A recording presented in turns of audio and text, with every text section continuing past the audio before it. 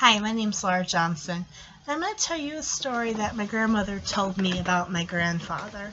Now, I've never really met my grandfather. He actually passed away before I was born, but through my grandmother's stories, I feel like I really knew him. Now, this time of year, with the presidential election going on, it makes me think of this story and subsequently my grandfather. Now, my grandfather was a police officer in Washington, D.C., and he actually got to work the inauguration of President John F. Kennedy.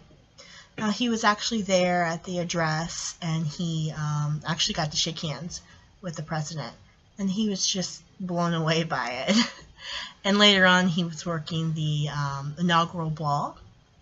Now, he was standing at the back of the room,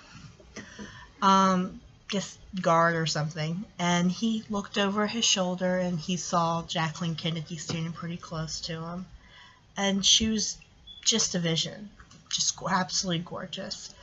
And he looked over and gave a little smile, and she stepped a little closer and said, "You look mighty handsome in your dress blues."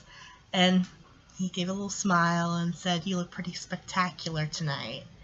And she smiled and thought and thanked him, and he looked down at her feet, and she caught where he was looking at, and kind of motioned to her feet and said, "I know they're big, but let's not tell anybody." And he just smiled and kind of went with it. And I just think it's a really fun little story that my grandmother told me about him.